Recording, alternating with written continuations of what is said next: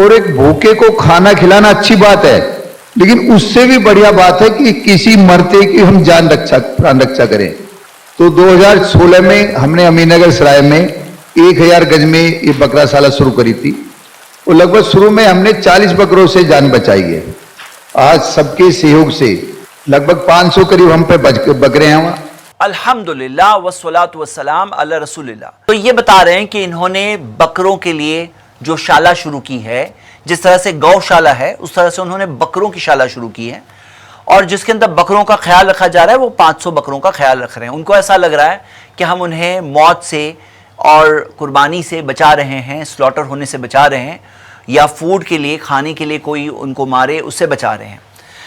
अब मैं उनसे पहला सवाल तो ये पूछूंगा कि आपको पता है पूरी इंडिया में कितनी है बकरों की आबादी? अंदाजन बकरों की आबादी इंडिया में 13.5 करोड़ है। आप ये रिपोर्ट में देख सकते हैं, जो लाइफ स्टॉक का सर्वे है जो हर 4 साल में एक बार होता है, उसके अंदर क्या आया था, जो लास्ट सर्वे हुआ था उसके अंदर आया था बकरों की आबादी 13.5 करोड़ है। आप 500 को ख्याल रख रहे हो और उसमें कितना कॉस्ट आपका जा रहा है आपको पता है। अब आप सोचो कि पूरे 13.5 करोड़ का अगर ख्याल रखते तो कितना खर्चा होता।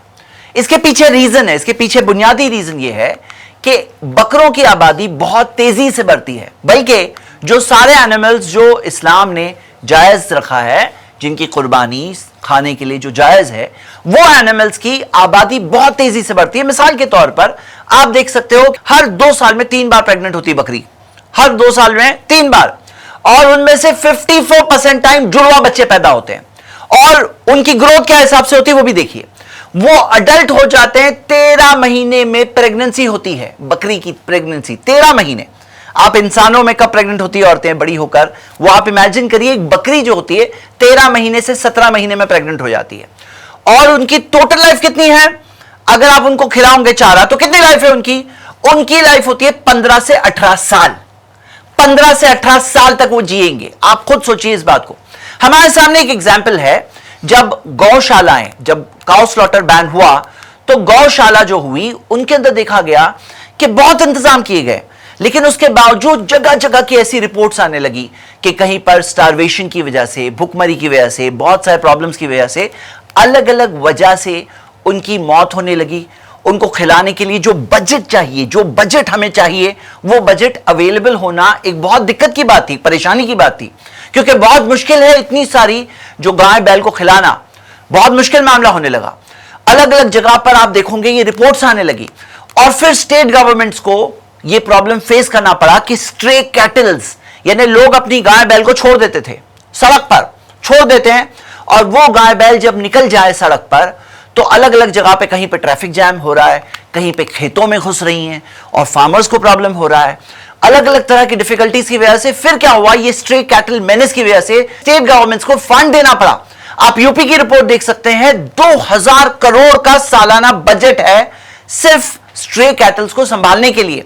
ये जो गाय बैल जो सड़कों पर निकल आती है, खेतों में निकल आती है, इनको संभालने के लिए, इनको कंट्रोल करने के लिए 2000 करोड़ का बजट, इनको खाना खिलाने के लिए तकरीबन 50 रुपए पर डे, यानी कि 1500 रुपए पर मंथ का खर्चा दिया जा रहा है। जैसे मिसाल के तौर पे हरियाणा गवर्नमेंट ने 400 करोड़ खर्च किया है, राजस्थान के अंदर 1500 करोड़ से ज्यादा फंड दिया जा चुका है। अगर आप इंडिया की आबादी देखोगे तो उस एतबार से कितना खर्चा होता है, इंडिया के अंदर दूध देने वाली गायों को छोड़ देते हैं, बाकी गाय बैल के ऊपर खर्चा कितना है, 14 करोड़ जो गाय बैल है उनके ऊपर 1500 रुपए पर मंथ का खर्चा गिन लो, कितना होता है? एक साल का टोटल 2.5 लाख करोड़ होता है। 2.5 लाख करोड़ चाहिए आपको सिर्फ गाय बैल का ख्याल रखने के लिए, जो एक बहुत बड़ा बजट बनता है। आप इस बात से अंदाजा लगाइए कि इंडिया के अंदर सारे जो इतनी बड़ी आबादी हमारी, इतने सारे जो इंसान बसते हैं, इनका टोटल हेल्थ बजट कितना है? तकरीबन 1 लाख करोड़, और गाय बैल को संभालने के लिए आपको 2.5 लाख करोड़ चाहिए।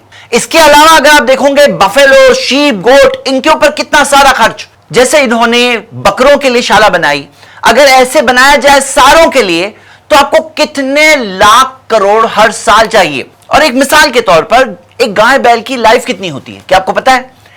एक गाय बैल की लाइफ, एवरेज लाइफ 22 से 25 साल होती है। 22 से 25 साल तक आपको चारा खिलाना है। और गौशालाओं के अंदर जब गाय बैल रहती है, आप इस रिपोर्ट में देख सकते हैं कि उनकी लाइफ उन हालात की वजह से 9 साल हो जाती है, 9 इयर्स। और ये 9 साल तक अगर उन्हें खाना खिलाना है तो आपको कितना चाहिए बजट टोटल? 2.5 लाख करोड़ तो सिर्फ 1 साल के लिए चाहिए। 9 साल की उनकी लाइफ के हिसाब से आपको तकरीबन 23 लाख करोड़ चाहिए, अगर और नए गाय बैल नहीं पैदा हुए तो। जितनी आज की आबादी है इतनों को लाइफ टाइम खिलाने के लिए आपको तकरीबन 23 लाख करोड़ चाहिए। फंड सोचिए आप। इसी वजह से हम देखते हैं कि फंड्स, अपीलें आने लगी, एनजीओज एक्शन में आए, अलग अलग काउ शेल्टर्स बनाए, उसके अंदर गाय बैल को वो लोग संभाल रहे हैं, उनको खाना खिला रहे हैं, उसके लिए फंड अपील कर रहे हैं पब्लिक में, और इस तरह से कोशिश कर रहे हैं कि हमने ये इतना बड़ा खर्चा, इसकी जिम्मेदारी जो अपने ऊपर ले ली, इसको किसी तरह से पूरा करें। अब आप क्या देखोगे, एंड रिजल्ट ये होता है कि जो एनिमल्स को फूड सिस्टम के लिए संभाला जाता है उनका ऐसा मामला होता है, आप फोटो में देख रहे हैं, और जो एनिमल्स नॉट फॉर फूड होते हैं उनका क्या हाल होता है आप वो भी देख सकते हैं। एक समझने वाली बात यह है कि इंडिया की 77% आबादी नॉन वेजिटेरियंस है, और ग्लोबल हंगर इंडेक्स के मुताबिक इंडिया की तकरीबन 20% आबादी अंडर नरिश्ड है, यानी उनको सफिशिएंट खाना नहीं मिलता। अब अगर आज हम हमारे इस दौलत को, इस वेल्थ को ना संभालें, जो लाइफ स्टॉक होते हैं ना, ये जो जानवर, ये हमारी कंट्री की एक वेल्थ है, अगर हम इसे ना संभालें उसका रिजल्ट क्या होगा आपको पता है?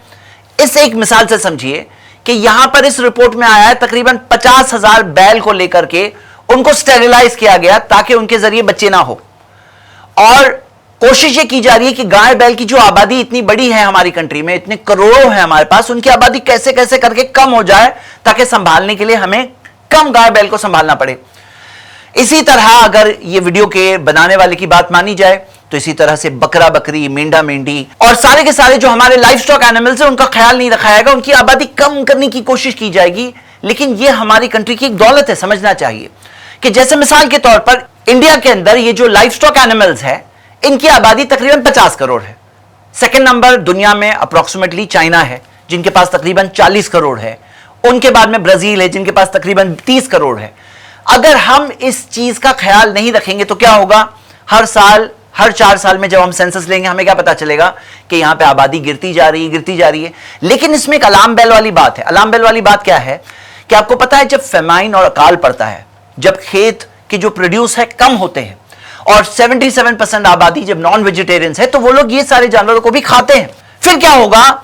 सूखे और अकाल के टाइम पे, फेमाइन के टाइम पर अगर सब के सब सिर्फ खेत के फार्म प्रोड्यूस वेजिटेबल्स के ऊपर आ जाएं, और वेजिटेबल अगर कम हो गई पैदावार किसी भी वजह से, फेमाइन की वजह से, कोई भी रीजन की वजह से, फिर क्या होगा आप खुद समझ सकते हैं। जो पिछले फेमाइंस के टाइम पर जितनी लार्ज नंबर ऑफ डेथ्स हुई, आप बंगाल फेमाइन की मिसाल ले लीजिए, जो तकरीबन 20 से 30 लाख के करीब लोगों की मौत हुई, और कुछ रिपोर्ट्स के मुताबिक 50 लाख के करीब जो लोगों की मौत हुई। अब ऐसा कुछ हो जाए, अगर प्रोड्यूस कम हो गई और हमारे पास हमारा जो लाइफ स्टॉक है, ये जो एनिमल्स है, अगर नहीं रहे, फिर क्या होगा? फिर क्या होगा आप खुद समझ सकते हैं कितना बड़ा डिजास्टर हो सकता है। इसमें जो लोग नेचर की जो बैलेंसेस है उसको इग्नोर कर रहे हैं, जो सिस्टम है उसको इग्नोर कर रहे हैं, जो ऊपर वाले ने हमें बनाया और हमारे लिए खाने का भी इंतजाम किया, हर किसी के लिए कुछ ना कुछ इंतजाम किया है, तो ये चीज को जो लोग इग्नोर कर रहे हैं, जिसे क्रूअल्टी वो कह रहे हैं, वो क्रूअल्टी नहीं है, वो एक मर्सी है, वो एक टाइप का बैलेंस है जो नेचर में एग्जिस्ट करता है।